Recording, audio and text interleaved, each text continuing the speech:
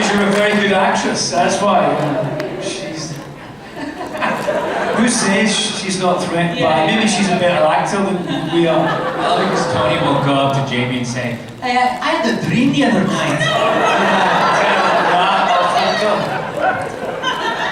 I did have a dream about Jamie. I can't say what Jamie would be like, How did you, really? it was somewhat inappropriate, but...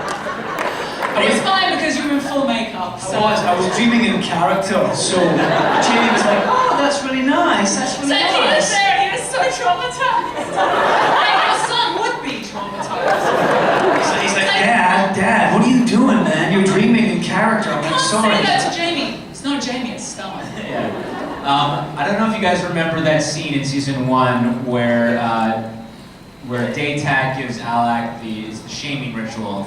He makes him kneel down and he shames him in front of everyone. Well, right before we shot that scene, we did that in real life. I was in my trailer and someone knocked on my trailer and was like, oh, Tony would like to see you in his trailer. So I said, do that. okay, I know. and then I made my way to his trailer, and then I opened the door, and he was kind of sitting there as Daytak, like in a robe, like a leopard skin robe, and This story is so creepy. I didn't want to like, freaked out by the story. take a seat, son. And we rehearsed the scene, and we were figuring out like what it looked like, and it was just it was the scene in real life. We just make shit up. Like they think this mythology, but like sometimes we're like, well, how do we say hello to each other? And we can't rub noses. Should we do this? Oh no, we can't do that because the backwards hand. Because that's the indigents do that, and we just literally make stuff. And then everyone's like, and then it becomes canon. The director's like, oh, that's really good. Oh, we're going to use that. Let's shoot it. And we're like, oh, I was just kidding. Oh, that's amazing. Do that funny handshake. Yeah. Oh, okay. Next question over here. From the dark. Hi. This is for everybody. Have there been any scenes that were particularly exciting or difficult to shoot? Exciting or fun to shoot? yeah, but no spoilers. No spoilers. Let's try to not spoil it because, far be it for me to assume that anybody in this room is not already a Defiance super fan. No. We can spoil season 1, but we might Right. accidentally. Oh, yeah, don't be careful with season 2. There was a scene in season 2, without saying too much, where it was a scene where Tony and I are sitting down for a meal, and basically Tony is just eating everything he can at the table, and he's really just indulging in every bit of food around, and my character kind of just sits there watching him. And we had a lot of fun. I was just pitching ideas on how we should eat the food. I was saying, oh yeah, why don't you take the sausage and dip it in the gravy like that? And we just... Where's this going, Jesse?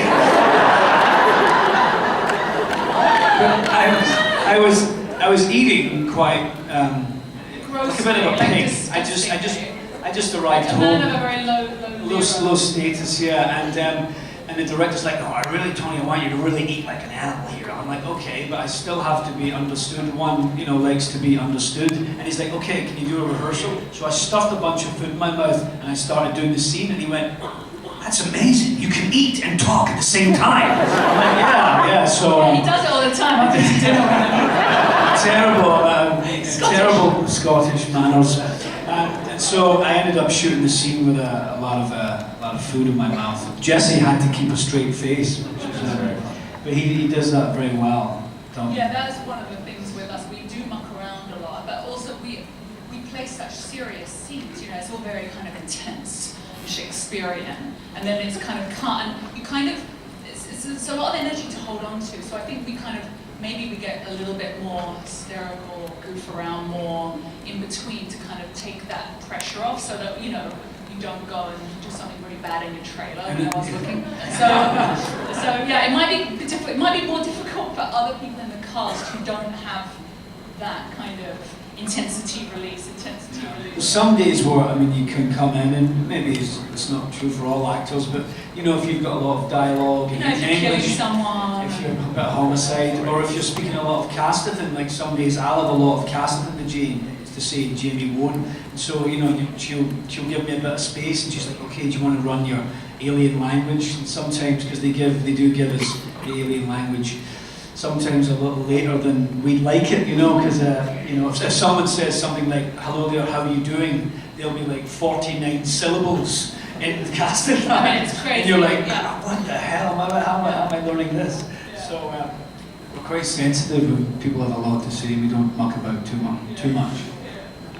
All right, we've got one more person here at the mic, and I'm gonna run out my slack with Mark, but there's this kid over here who was also at the mic, and I want him to be the last question. Or her, I'm sorry, I couldn't see the light. It's awful. So we'll go here first, and then we'll get one from you. To the group, I was just curious, if you had the opportunity to play one other race besides Castlevania and Defiance, which one do you think you'd want to play? God, I'd love to be a human after all that makeup. I just want to be a real human girl. I want to be a real boy. I just want to be a real girl. It's crazy because when we finish work, the humans, they just get into a car and leave. I hate humans. I hate humans. You're all very lucky. I want to be one. It takes us another hour and a team of handmaidens to take off all our makeup. Yeah. I mean, I need someone to help me go to the loo in that costume. I don't mind the handmaidens, they're quite nice. I shouldn't say that in front of Starma, though. She's going to come and get me. Yeah, the humans will ask you if you want to go for dinner after work, and you just kind of look at them. You'll be like, I gotta get my wig off. I know, we're so bitter. I mean, Jamie's done Fright Night, and I've done some other shows where I actually coined the phrase, do you have prosthetic depression? Call this number now. If you get to a bunch of, I play vampires, Jamie, if you get a bunch of makeup on, you know, we've got wigs on, we've got contact lenses. And that nose you have to wear. That nose, yes. Thank you, yeah. My prosthetic nose that I wear in Defiance is, you know, it takes about an hour to get on, and about 5 minutes to get off. All right, so the last question. I always like ending with a kid. Kids always ask the best questions. Okay, kid, hit me. What episode did you like to, let me try that. What was your favorite episode? Favorite episode so far? Of the first season. Yeah, because I don't want to end up having, you only want to have You only want to watch that one, do you? You're like, I'm not going to watch the rest. I'll just watch episode 7. I don't know, what was your favourite in the first season? 4's pretty good, isn't it? In the first season? Oh, the first season. Sorry. In the first season, yes. Sorry. But 4 is very good. 4, but that's the second. I won't say too much. In the first one, I thought the episode 11. Oh, what is that? The wedding? Yeah, that was before the wedding, isn't it? Oh, yeah. I thought that was 10. Oh gosh. Yeah. I'm sorry, we're useless. That's all we have to do. The wedding We have to watch episode. all 13. Yes. That's what we have to It's all one big story. do. Yeah, it is. But I do think that the season, you know, you don't exactly know what something is until you get into it. And so I think that the show really did evolve from episode 1, and then it kind of found it found what it is today, kind of mid-season, and then I think it was kind of, you know, there were some really excellent episodes at the end, and I think that season 2, we knew what we were, you know, so We hit the ground running. you hit the ground running, Yeah, and it's, it's just, you're going to be blasted away. It's sort of evolving, my friend, you know, it's sort of, everybody's learning all the time and trying to bring new things to their characters and to the world that we're all in. So it's a learning process, the whole thing, especially creating a new world of aliens and planet Earth. So I hope you're watching. I think we were a bit scared the first season because it's such a big world, but now we're like, we saw how weird and wonderful it was, and we were like, we will take that, you know, 10 times weirder. Well, season 1 gave us a really wonderful serialized story that, as our distinguished panel said, from their experience on their side of the camera, built. And if you haven't already finished the first season, the Blu-ray and DVD that's out there is wonderful, has really great special features. I highly recommend that you check it out. It's Jesse Rath, actually. You did the special features, didn't you, Jesse? Yeah. Yes. Shout out to Mr. Rath there. So go pick that up. I wanted to thank Tony, Jamie, and Jesse once again. Let's hear it for them, everybody. Thank you. Thank you so much, guys.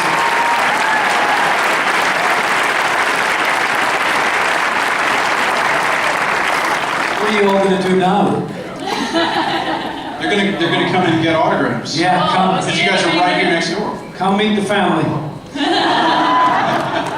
Thanks again, guys. Thanks, guys.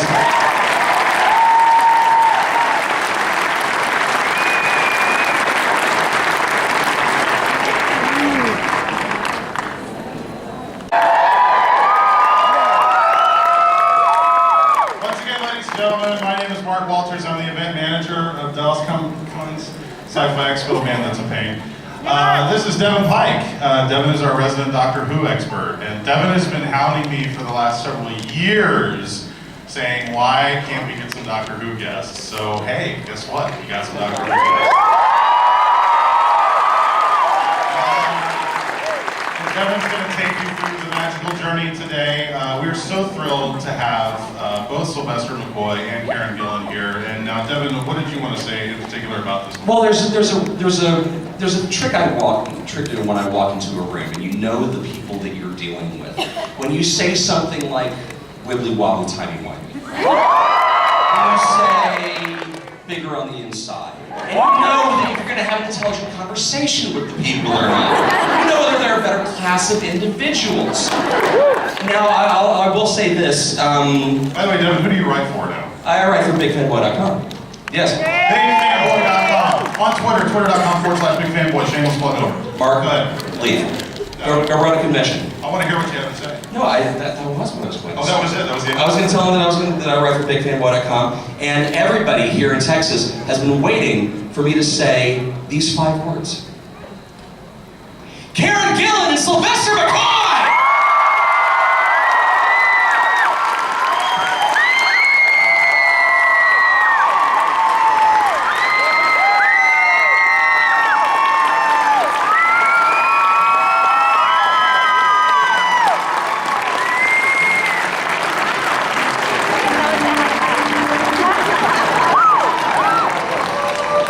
Have a seat, guys.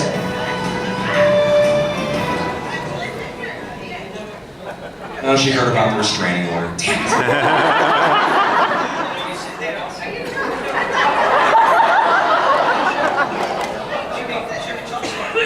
Okay, heads or tails? Tails. Okay, I say head. Tiny violet. Oh no. Open it, Cubic. Okay, what's in it? An explode. Okay, it's a big spoon. No, it's a pear spoon. Oh, it's a pear spoon, sorry. Why? What else needs them? Plastic. Yeah, well, I played the spoon. For those of you who don't know, Sylvester played the spoons all in the first role on the BBC. So my very first Doctor Who, I played the spoon. That's so cool. All that came from Ira's front. Amazing. It was. My goodness, those spoons bounced like a duck. Hello, microphone. Hello. First off, guys, welcome to Texas. It is a phenomenal honor to have you guys here.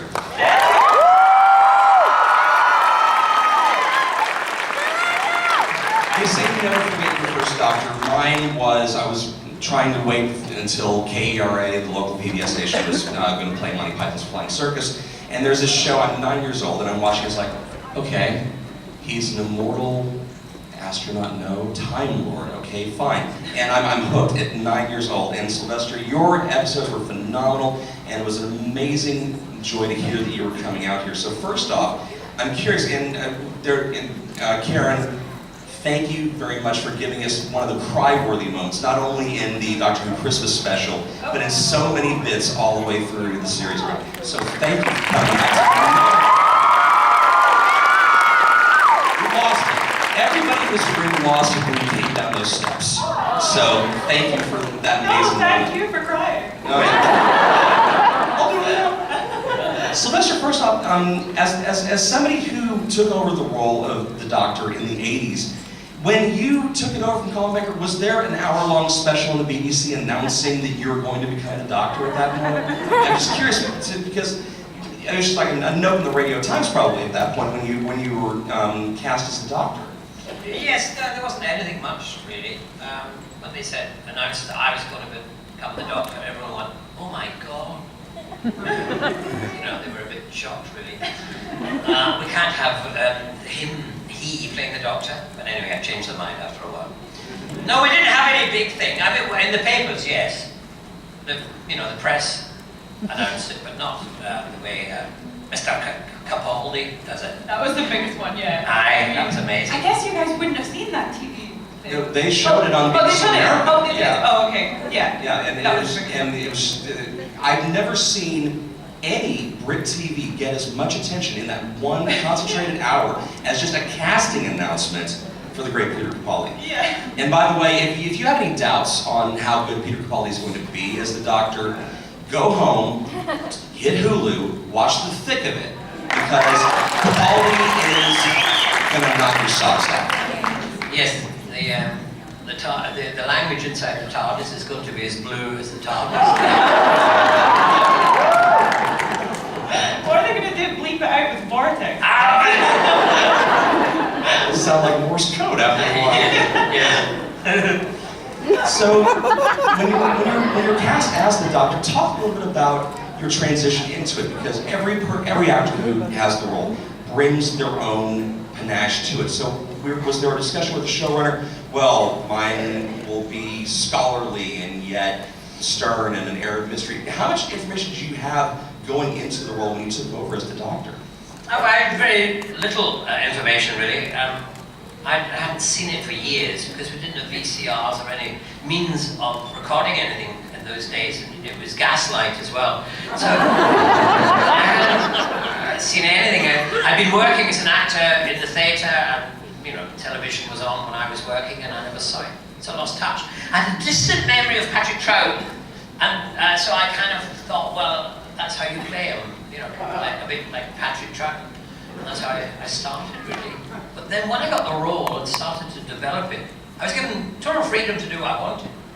I realized this is a great part, full of various facets of an astonishing character. And so we started to, the writers, script writer, started to, look into that, delve deep into the Doctor. And so he changed from the beginning. He was a much darker, more mysterious, more dangerous human being. A bit more like myself, really. And, then the starting. Did you have any idea that even when the show it was in its 25th year running on, did you have any idea that it was going to have the longevity and the global impact that Doctor Who's wound up having? I mean, 50 odd years at this point. Did you have any idea when you were in the thick of it? And again, Gaslight, not exactly the most production value of any series that was put on. What was your feeling as you're producing? It's like, well, this will be nice for the kids, but it's not going to be that longevity. Or was there a sense that it was going to be something that endured throughout the centuries? Well, I think it was going to be shorter than your question.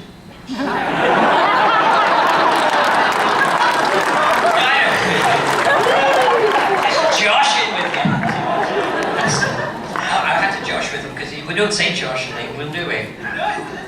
It's Josh, yeah. Anyway, no, I'm only pulling your leg. I had no idea it would go on, this long. You didn't really think that way. Nothing much ever on television in Britain in those days lasted for that long. It already lasted 30 years when I was in it, and that was astonishing.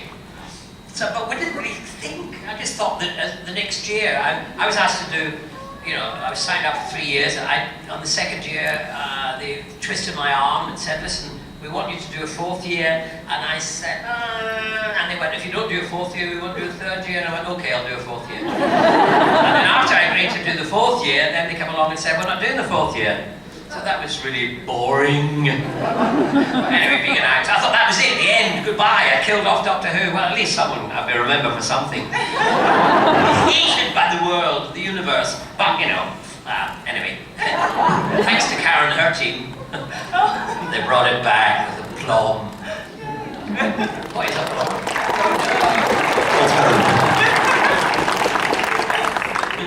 Would you have preferred the companions you had, or would you have liked to have had someone like Amy Pond running around with you in the TARDIS? Oh, yes! Because then I can understand what she's saying, because she's Scottish. I mean, working with all those posh girls from England, well, You know what I mean, head. What's like it? Exactly, that's it. That would be so funny. No, but I mean, now the Scots are taking over the TARDIS, I aren't know they? there's so many Scottish people in the TARDIS. It's amazing. They're going to paint it tartan. It's no longer going to be blue. Yeah. They should make it TARDIS. Yeah. Another Stephen Moffat. Yeah, he's Scottish. Yeah.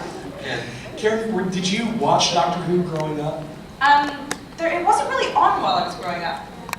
But I remember the scarf. That's my earliest memory of Doctor Who, the Tom Baker scarf. And then it came back in 2005, and I watched it because my mother is the biggest Doctor Who fan. She's like a proper, full-on Whovian. So she still is. She's so upset that I'm not in it anymore. Oh my gosh. She was like, "What do you mean you're leaving?" Yeah, so I watched it because she watched it, but I didn't follow it as much as she did. When the transition happened, it wasn't just you coming on the TARDIS. It was Matt Smith coming on as the 11th Doctor, and Stephen Moffat coming on as the showrunner. So it was almost like a clean slate break. What was the feeling as you guys were getting ready to start filming those first episodes? I mean, was there? I just think it was a really exciting time for Doctor Who because it was a complete change. I mean, all the producers changed, everybody did, and I'm just so glad that I got to start at that time because me and Matt got to have that experience together, and we just formed such a strong bond because of that. And it was just really exciting, especially because Stephen Moffat was taking over as writer, and his words are so good. Do you have any response to the people who don't think that Moffat and his crew know how to write for women, don't know how to characterize women properly? Because you hear that, I've heard that criticism a lot. I'm curious, as somebody who's read the lines and delivered them, if you had a response to that criticism. I mean, I just don't understand that because I feel like I had a very rounded, interesting, flawed, layered character to play. And I mean, like, I wore skirts, but Stephen Moffat had nothing to do with that decision. He doesn't care about my costumes. So it's like, I don't really understand that, I've got to be honest. We do have mics set up on the aisles, so if you guys do have questions, we'd love to have you ask the questions as well. During the build-up for the 50th anniversary, where it's just a ridiculous onslaught of PR, more than Doctor Who's ever gotten over the course of the year. And by the way, phenomenal job in the 5 Doctors Revisited, an amazingly funny piece for you guys.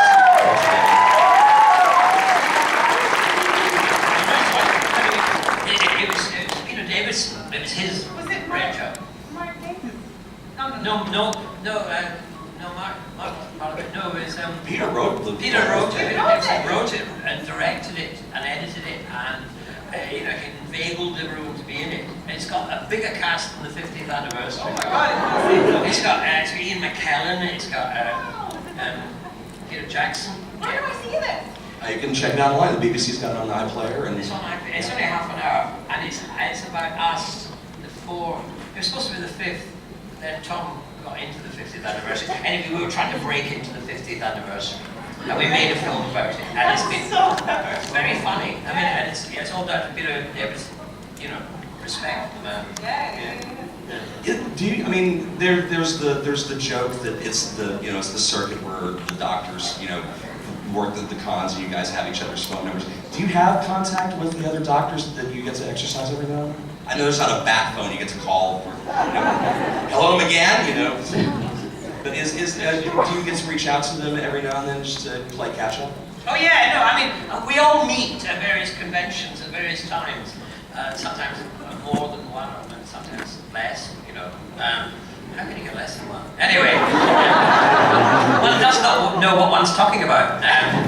This one doesn't. Anyway, thank you. Please, you just keep laughing at my jokes.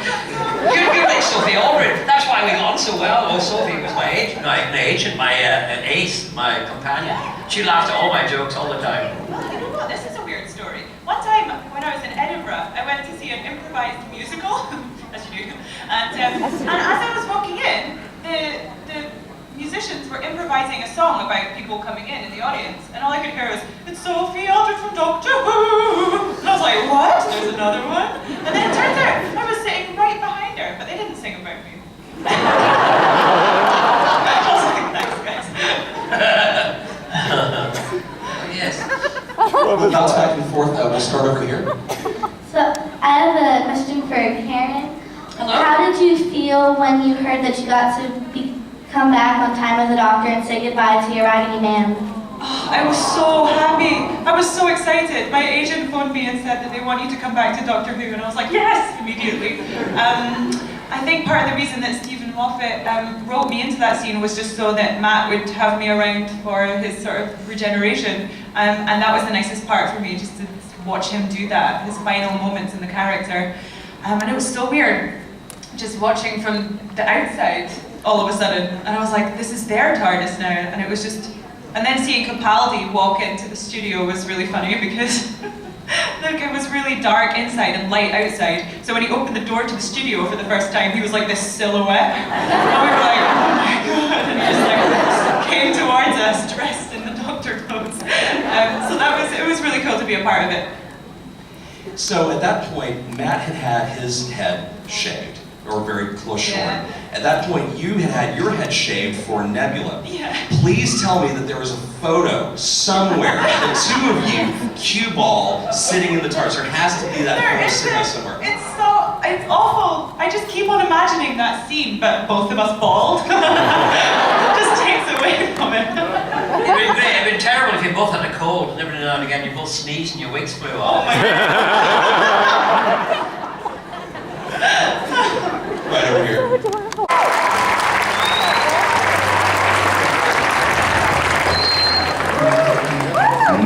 Look who I found lurking around backstage. Hi, everybody. Boy, did I sound like the guy from The Simpsons just then? I think I wanted to make sure that my microphone was working. So, anyway, hi. VIP people, I have a question for you guys. Yes. Do you care if some of the seats next to you are occupied by general admission people? Come on up, guys. Don't run. Do not freak out, please. This is not Altamont for crying out loud.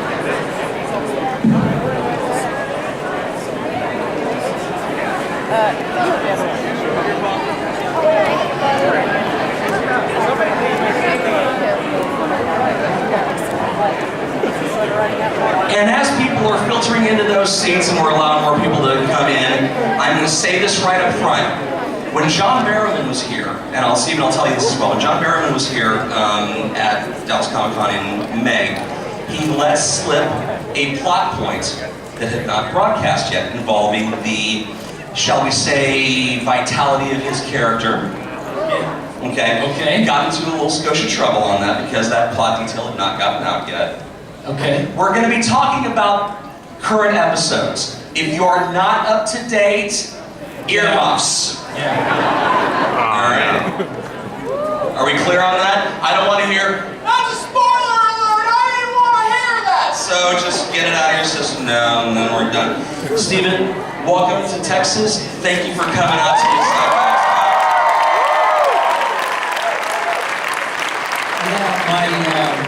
Yeah, my wife's family grew up in Houston. And I've always joked about with my daughter when people ask, well, is she gonna be American or is she gonna be Canadian? Because I'm from Toronto, and I go, she's a third American, she's a third Canadian, and she's a third Texan. True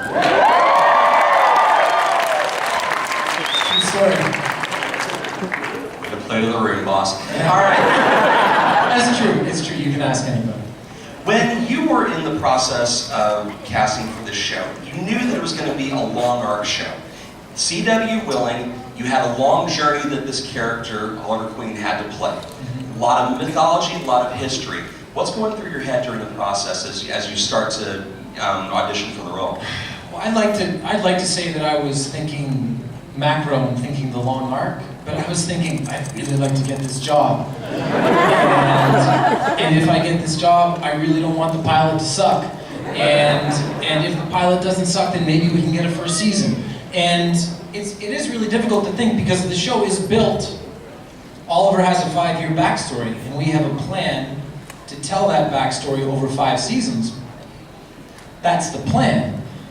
But all you ever think about is We're shooting episode 18 right now. It's our 41st episode. And all you think is, we need to make our 41st episode better than our previous 40 episodes. That's all that you can really think about when you are in it every day. We were talking backstage right before we came out, and you told me that you're still in the process of shooting, and you're not going to be done shooting season 2 until early April. April 17th. How tight of a turnaround is it from, like, let's say principal photography ends on an episode to when we actually see it on air?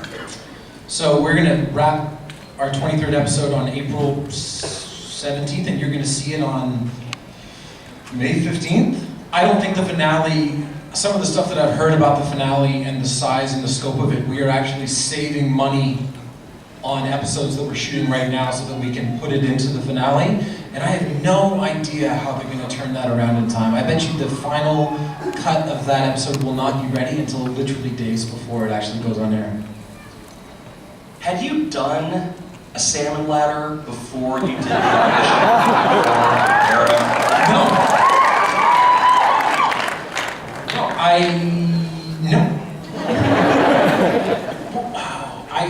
I was in shape. I had a pull-up bar in my living room in my apartment in Hollywood, and I'd have my buddies over to watch football on Sunday, and we would have like competitions to see who could do the most chin-ups throughout the course of the day.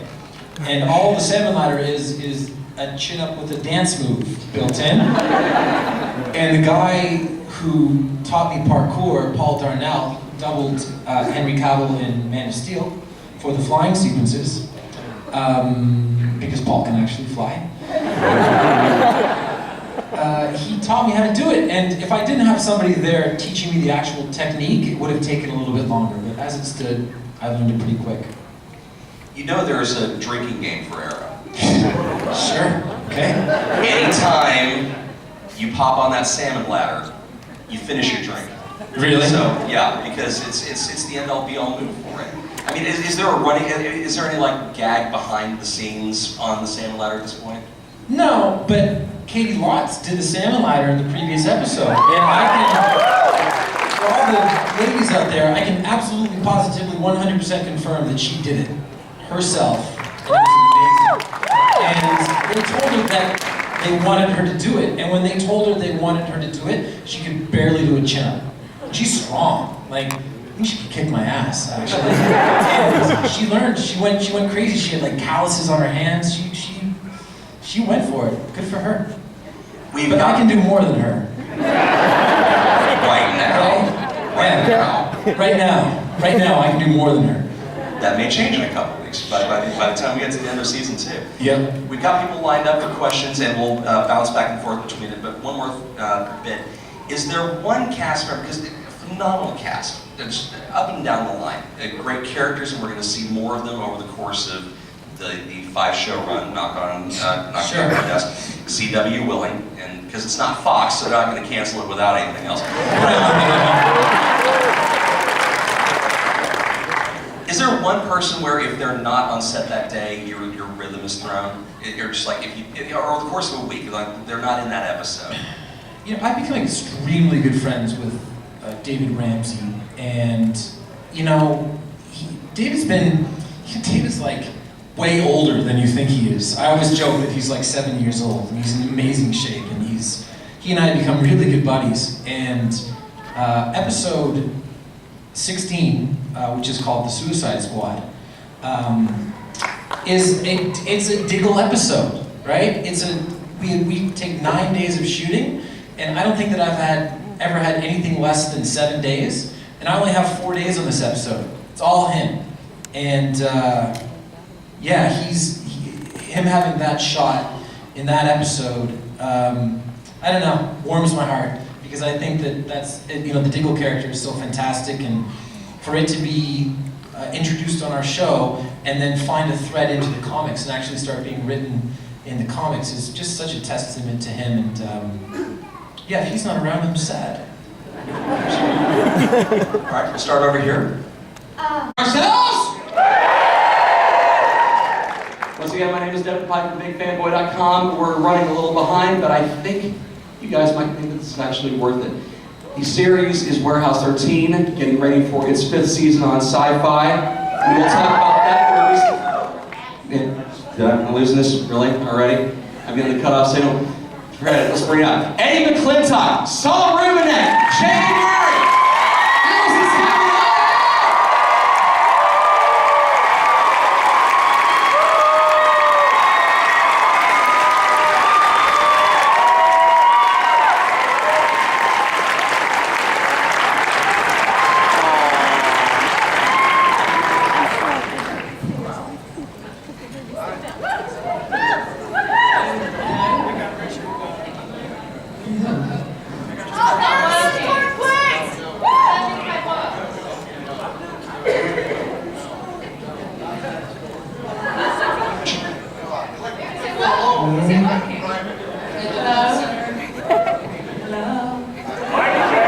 Eddie, tell the story.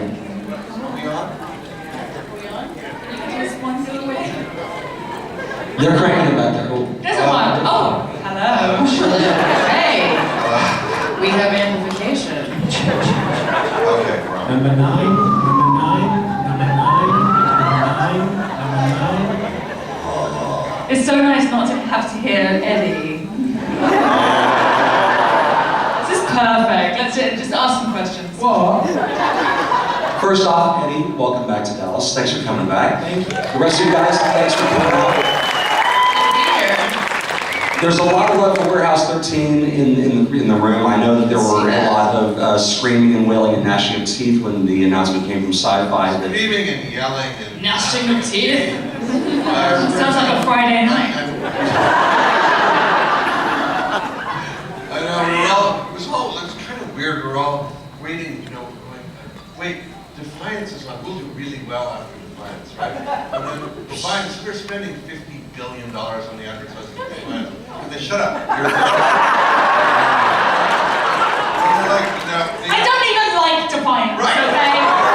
It's a crappy show. Right, there you go. So, billions of dollars on Defiance and you gave your warehouse girl right now. Right now you're a warehouse. So we're all talking to each other, reading each other, going, so what'll it be? What'll it be? Eddie. We're gonna have a 5th season, relax. We are gonna, yes.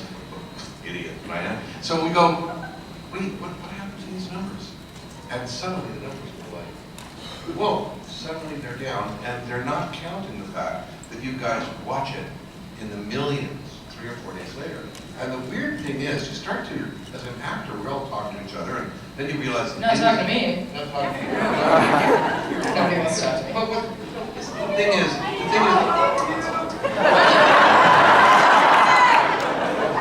I don't know, I just suddenly made it about me, but keep going. I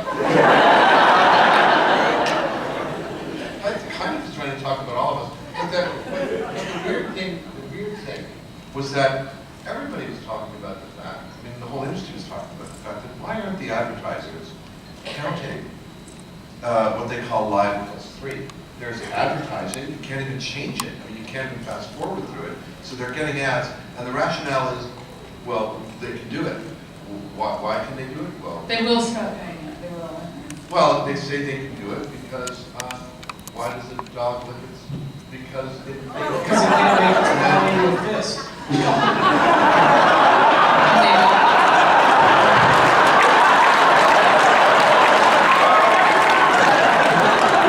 I mean, easy, absolutely correct. So, anyway, hi, we're here and canceled, but the last 6 episodes are kind of awesome. You're gonna love them! If you ever get to see them, you're gonna like them. Is there a premiere date set yet? Because we have not seen that release. That's Defiance they're on. Well, we air in June,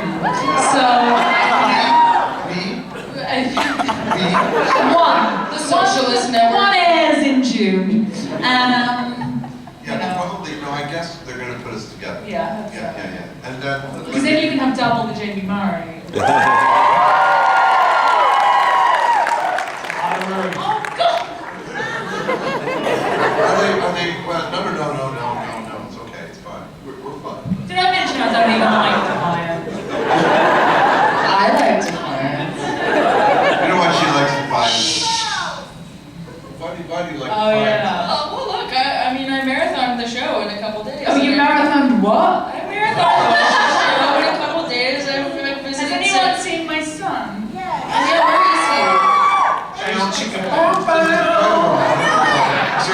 law thing happening here? Yeah. Anyone in the audience? I think he's outside smoking a cigarette, being cooler than everybody. Not for smoking. Smoking's not cool at all. No. Who are Defiance fans here? Who are Warehouse 13 fans here?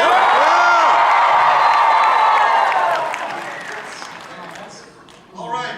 I'm in a good mood. Yeah, let's not talk about Defiance anymore. Your panel was yesterday. Yeah, exactly. It's your room, Saul. Go. Eddie, what story were you going to tell? I thought it was filthy. It was a filthy story. I was going to say, you know, when Warehouse got put on at 10 o'clock at night, Oh, yeah. I was like, wait a minute, we were on at 9. There should have been more sex. And we were... I mean, one or the other. But you were the one with the shows that had. How many baths have you taken on that? Oh, you know, I'm a very dirty alien. God, you know your brand better than anybody does. I mean, it's incredible to watch you work. Unsettled. Yeah, they put them on at 9 o'clock with all this sex and violence, and we were at 10 o'clock. We're a family show. And we should have been on at 8 the whole time. Right, I know. Yeah. It's great. That's when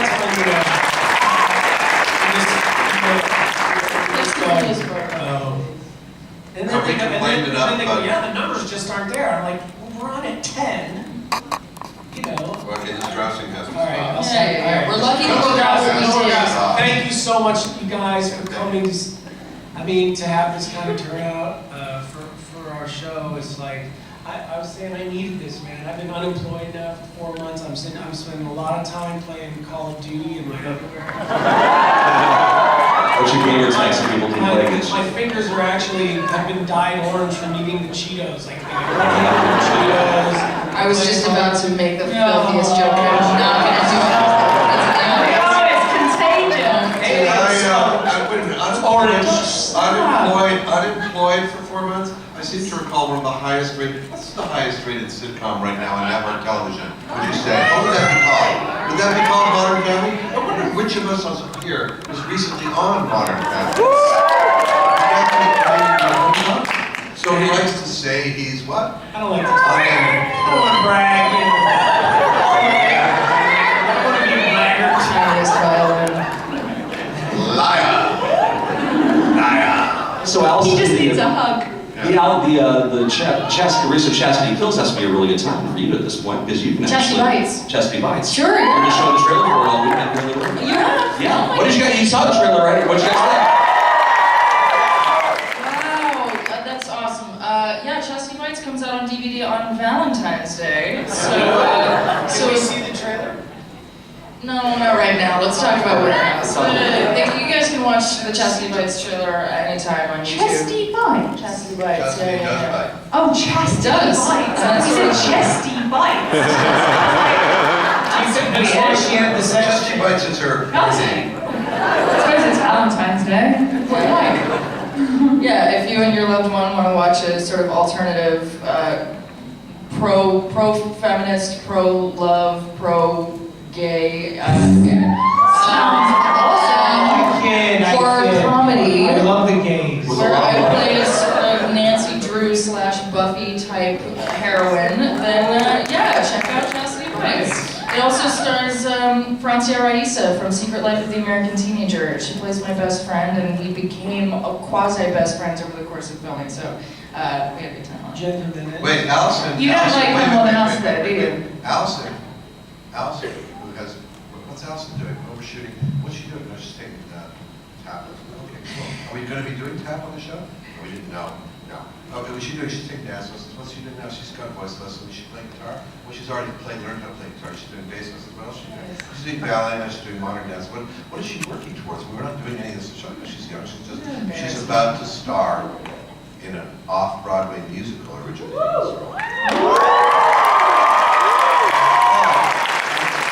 It's called Jasper in Deadland. It's based on the myth of Orpheus and Eurydice, about a high school kid who ventures to the underworld to save his best friend. Sci-fi musical. It's basically a sci-fi musical. You meet hilarious Norse gods and demons and Say the title again. Jasper in Deadland. I start rehearsal in 1 week.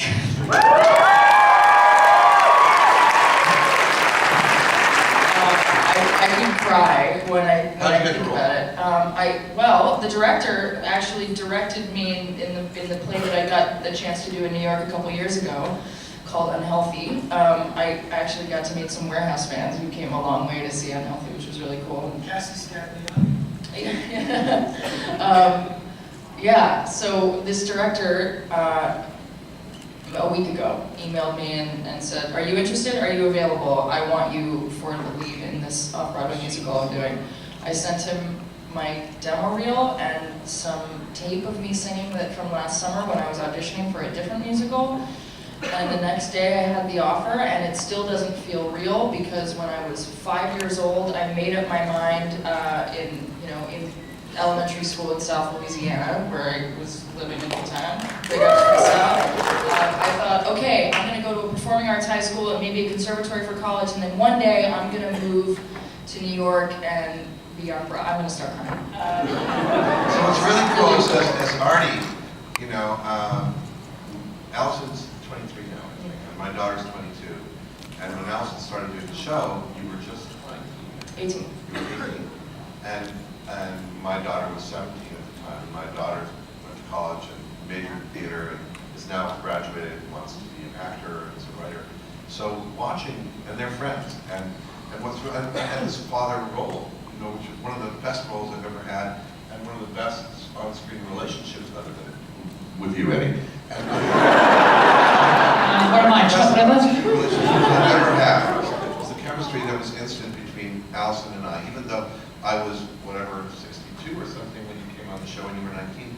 I didn't feel like a father-daughter in that situation because she'd been working for a number of years since she was 8, and it was immediately colleagues. We were colleagues right away. It was an equality, but she was 18 and I was 62, and there was written into it. You can tell, and it was written into it. So watching all this hard work, because it's not accidental that she got this role, and watching this hard work that she'd done for years and years and years, and getting knocked down and doing an audition and not even getting a call back for it, or singing and feeling like shit and it wasn't out there, playing guitar not well, and then finally playing it well, and then getting an opportunity with Jack Kenny actually writing for her to actually sing on the show, and having these opportunities, So watching the hard work, and also, just as a dad, my daughter, who gets to watch her friends' hard work pay off in this wonderful way.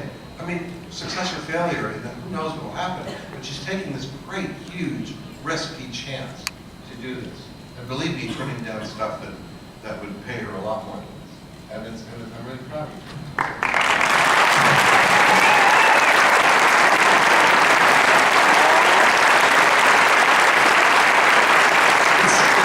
Because when I was a kid, I kind of had a similar kind of aspiration.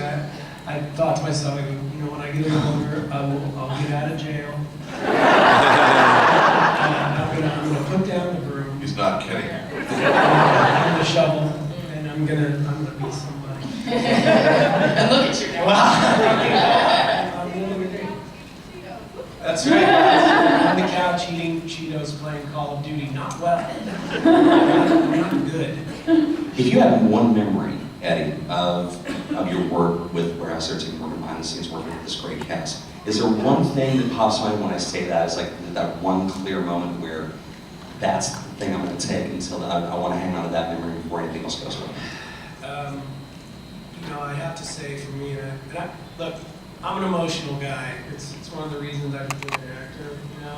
It's hard for me sometimes to speak about things that I get emotional. So I'm going to try not to cry, but there's a moment in season 5 where Pete basically, he really gets to tell everybody that it's all about them, like everything that he's done was for them, And Jack Kenny, our director, came up to me and he goes, "You will never have a chance to say this to these people ever again. Just stand up."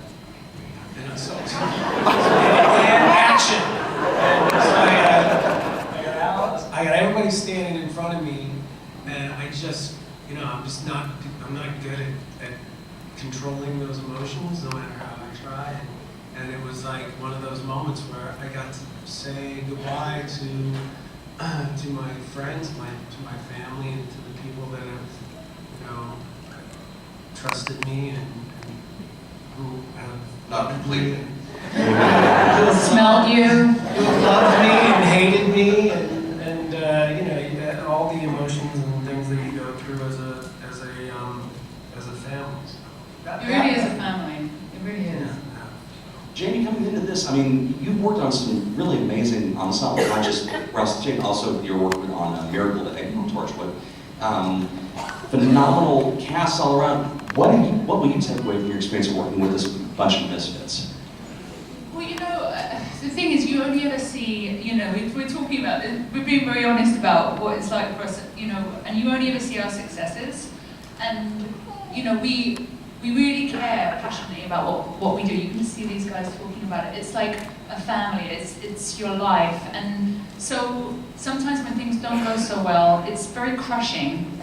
And I think I was a bit crushed before I came to Warehouse. I don't know, I can't remember. It's not like I went from one job to another. I'd been out of work for a while, and when you're out of work, you're not always just playing Call of Duty and eating Cheetos. You're often auditioning and being rejected and rejected and rejected. And so I've been a bit crushed, and then I came into this family, but I didn't know. Sometimes different sets, like some families are functional and some are not, and you get a bit nervous, especially when you're going into something second season. And these people were so welcoming to me and so loving towards me. And I don't live in England anymore, so I don't even live near my family. I live in LA. So to be welcomed by these people, there are moments in life that kind of, you get a hug, and it kind of, you evolve, people make you feel good, and it changes your perspective in life. And so, they are profound experiences when you work with people like this, and you're part of something like this. I had this, I was just looking for this. This happened to me because I didn't know Philip Seymour Hoffman, but I was reading different things about him. And this quote came to me, and it really touched me, and it's about what we're talking about, if you let me read it. He wrote, or he said, "But what you go through with another actor in a good play or film, something that's well written and that means something deeply to both of you, is a very intimate thing. It's like I'm here for you, you're here for me, and you're silently pushing each other forward and up. You'll never look at those people the same way again for the rest of your life. I can go 10 years and not see that actor.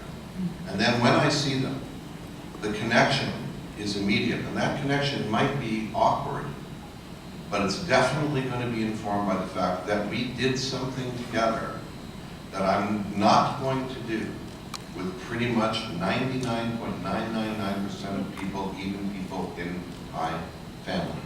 And that's what happens to actors, is that it's like the Catholics have this great phrase, which is, act as if you have faith, and faith shall be given unto you. I'm clearly not a Catholic. But they also say you're going to burn in hell. I'm personally. So let's leave that aside. They do say some good shit. And that one is like when actors, we're pretending to have these moments with each other. The truth is our bodies, even though they're lines written to each other, we have these incredibly intimate moments with each other years later. I mean, I was playing such a screwed up character, I was playing such a, she's a bad woman, it's very, there was redemption in the character, but, I had to go to some quite dark places, and, these people, would look me in the eye, and they were there for me, and, sometimes when it's the sci-fi genre, you've got such big themes, and you're playing such big moments, so you look in those eyes and they're supporting you, and, Eddie mucks around all the time, but between action and cut, the kindness and the generosity in his eyes will allow me to play with him, and these people let me play with them, and it's not as easy as you might think, and they are very kind people. Yeah. Well, the first 5 minutes, they're like, okay, so Jamie Marie's coming in, and I'm like, so we're gonna, hi, Jamie, hi, Eddie, hi, okay, because we had to, I met her, And then we had to make out, like, you know, because there's that scene where And he ate Cheetos just before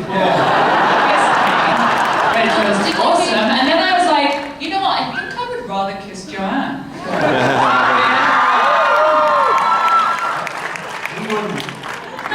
Cheetos. Well, he was being awfully nice to you because it was your first time. Normally when he kisses somebody the first time, he farts, right? Yeah.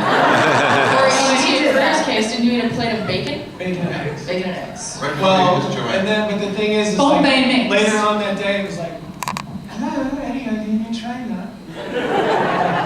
Yeah, hello? She was like, hello, can I come in? Who, me? I was like, listen, babe, it's just acting. You know, hey. I just wanted some Cheetos. It's gonna happen in the UK. You know, I'm a wolf, sister. Sure, what you were talking about. Was that a British accent?